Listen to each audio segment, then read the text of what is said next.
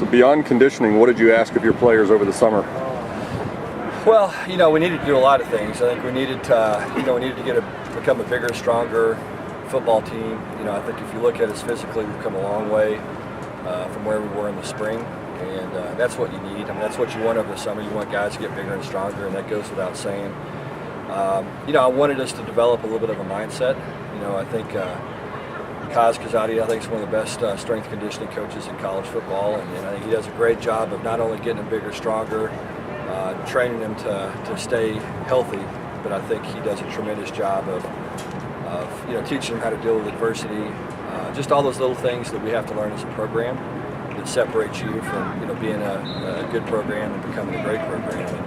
And so I think we made some strides that way. We still have a long way to go. We worked hard at developing leadership. So I liked our team.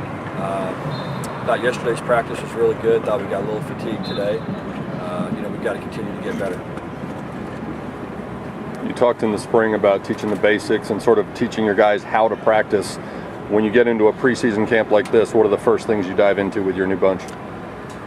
Well, a big part of it's, we've got some pretty important players that didn't go through spring ball. And so, we're trying to get those guys acclimated, and there's a little bit of catching up that always has to take place because, they're learning how to practice, and it's a little different than maybe they've been accustomed to in the past.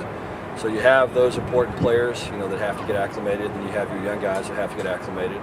So, I like the attitude. The work ethic's been really good.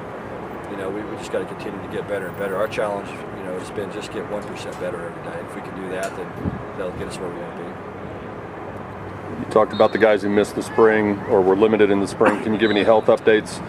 Jordan, Wyatt, and some of the other guys? Yeah, I mean, I think Jordan and Kyron are both pretty good shape. We're bringing them along slowly. The ideal for both of those guys is to, try to get ready to play September 1st. That's the goal. Bryce Wilds is somebody else that didn't go through spring ball, and Bryce is adjusting and learning as well, and he's a guy that's going to be important for us on the offensive line. So there's a bunch of bodies that we have to get caught up, and then we've got a lot of grad transfers that we're excited about, but same thing, those guys are getting acclimated and trying to figure it out. Is Jake Hall okay? Yeah, I think Jake's got a little bit of a knee sprain. We're going to get him evaluated and see where it goes. You had Roberson out there sometimes running with the ones.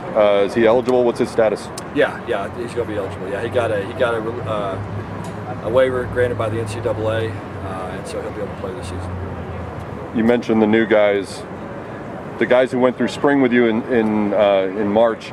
Do they know enough that they can help teach the new guys who just arrived, or is everybody so new that they're all sort of at the same place? Yeah, some of the older guys have done a good job coming in, watching extra film, getting with their coaches.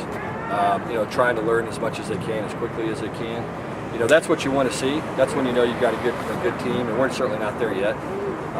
But the older guys are starting to become comfortable enough to be able to grab the young guys and say, hey, this is how we do it.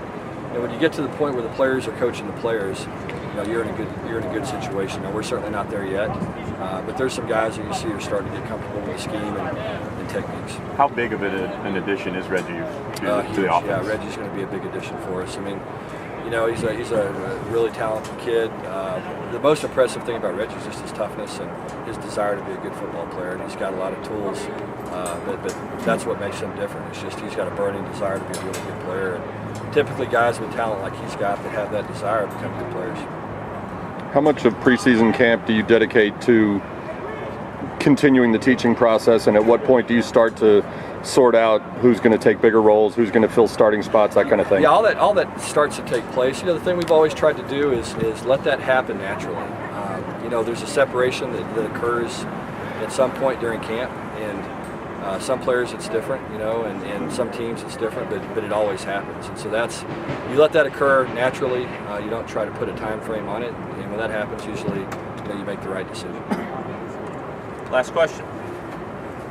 Coach, this new locker room renovations, how's that help you recruiting, and how's that help your football team? Yeah, I mean, I think, you just look around our facilities, with what's going on here, with the indoor facility getting built, with what we did with our offices and meeting rooms and what we did in the locker room, I think it shows a clear commitment to football here at SMU, and I'm really appreciative of, Dr. Turner and Rick Hart and Kurt Potcotter and, the donors that made it possible.